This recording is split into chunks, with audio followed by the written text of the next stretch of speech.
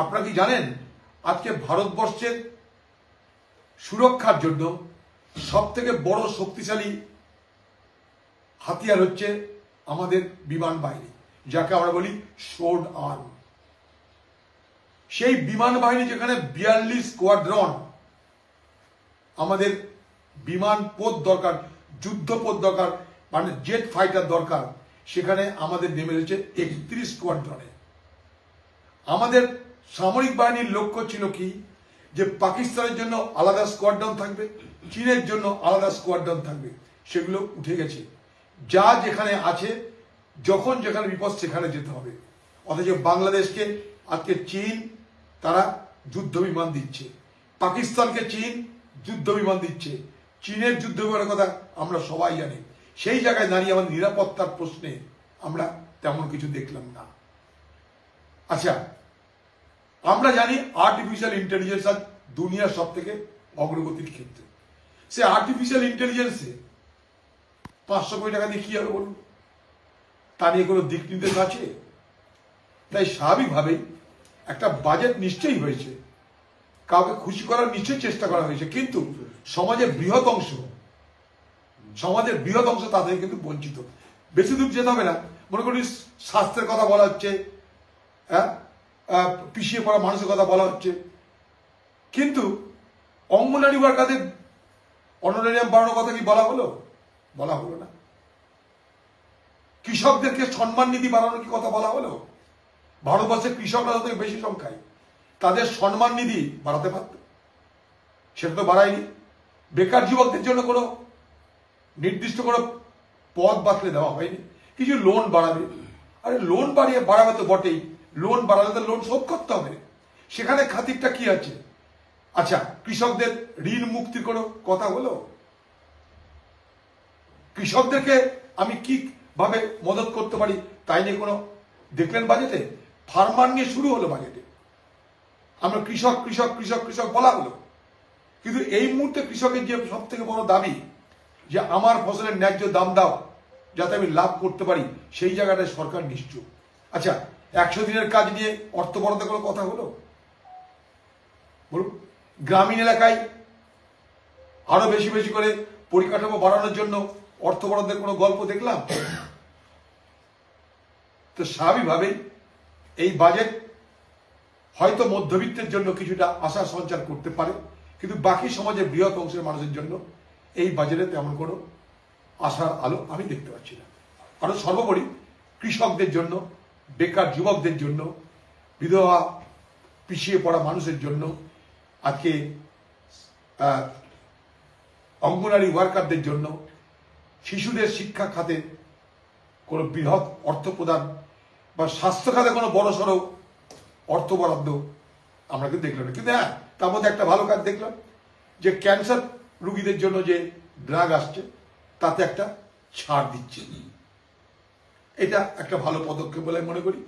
কিন্তু বাকি জেনারেল আজকে ওষুধপত্রের দাম যেভাবে বাড়ছে, চিকিৎসা খাতে খরচ যেভাবে বাড়ছে মানুষের, তার থেকে পরিত্রাণ পাওয়ার রাস্তা কোথায় আছে আমাদের জানা নাই। গোটা বাজেটের মধ্যে একটাই হঠাৎ করে ফোকাস, যে ইনকাম ট্যাক্স 12 লক্ষ টাকা পর্যন্ত দিতে হবে। শুধু এই একটা অংশেই কি ভারতবর্ষের সমস্ত সমস্যার সমাধান সম্ভব? ভারতবর্ষের ইনকাম ট্যাক্স দেয় মাত্র 2% মানুষ। আজকে প্রয়োজন ভারতবর্ষের কনজামশন এক্সপেন্ডিচার, খরচ করার ক্ষমতা মানুষের বাড়ানো দরকার।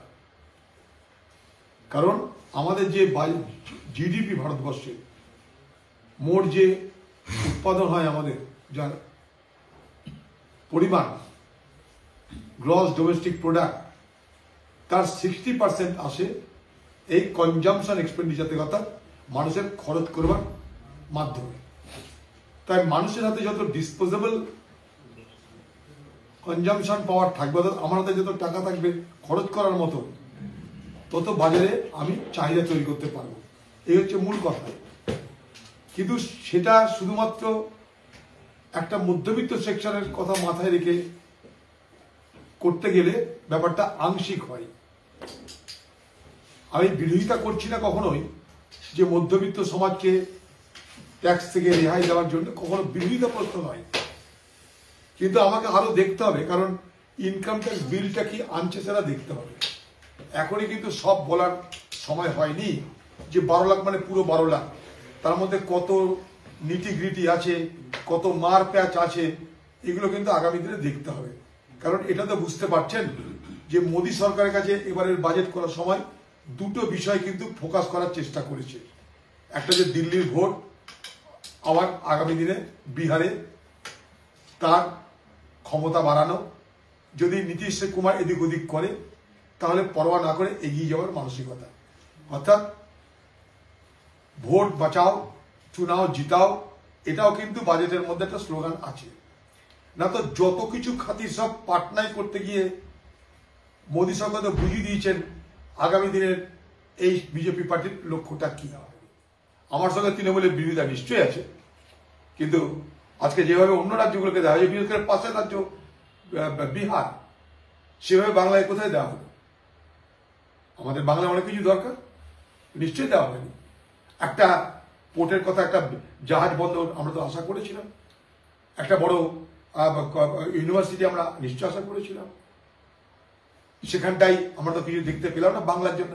আমি তো একটু আগে বললাম যে ভাঙন এই বাংলার একটা অভিশাপের নাম, এই বাংলায় প্লাবন আরেকটা অভিশাপের নাম। তুমি বিহারের জন্য টাকা বরাদ্দ করতে পারছো কোসি নদীর ক্যানেল ঠিক করার জন্য, কেন বাংলা কেন বঞ্চিত হবে?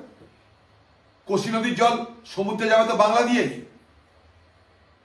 তুমি বিহারে ক্যানেল করলে, বিহারকে বাঁচিয়ে দিলে, সেই বন্যার জল তো বাংলায় গিয়ে পড়বে, তো বাংলাকে বাঁচাবে কে?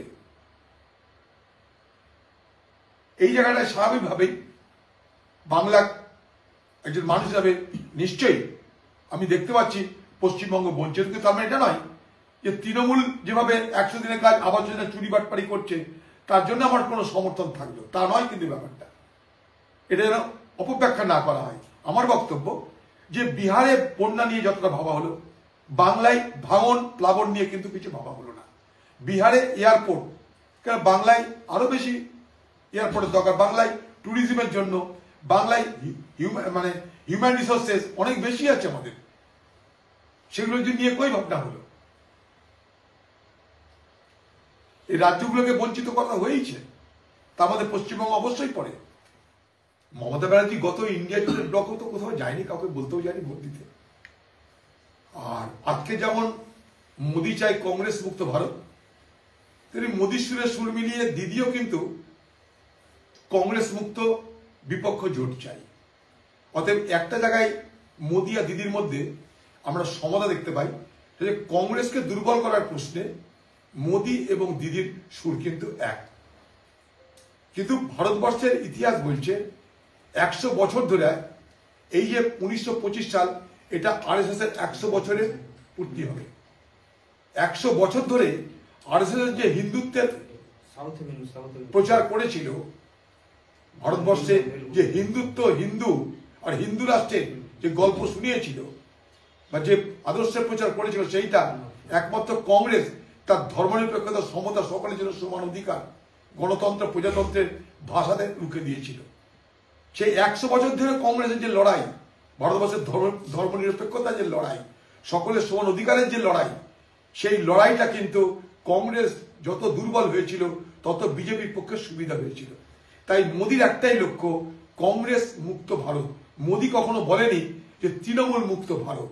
আজও মোদী বলছে কংগ্রেসকে দেওয়া হবে না, কংগ্রেস কিছু পারে না, কংগ্রেস কিছু জানে না।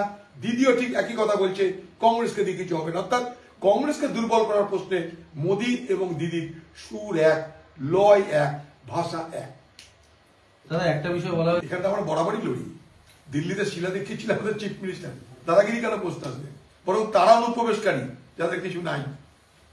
না, এটা দাদা ওরা বলছে যখন ইন্ডিয়া জোট তৈরি করা হয়েছিল তখন বলা হয়েছিল যে তখন দাঁড়ানোর জায়গা থাকবে না আমাদের কংগ্রেসে। গুজরাটে আমাদের পার্টি তো লড়লো, তার গুজরাটে আমাদের পার্টি, হিমাচলে কোথায় লড়েনি? এগুলো ওর কথা। আবার লড়বে গুজরাটে আমাদের পার্টি, গোয়াতে লড়লো, আমরা গোয়াতে লড়লো এর আগে, দিদি মেঘালয়ে লড়লো। ও বাবা, গোয়া দিদি কি লড়েনি গোয়াতে? কংগ্রেসের জেতা সিটকে দিদি হারালো, কংগ্রেসের সরকারকে যেখানে তৈরি হবে সেখানে দিদি কি হারালো। গুজরাটে কাউন্সিল ইলেকশনে আপ গিয়ে ভোট করেনি?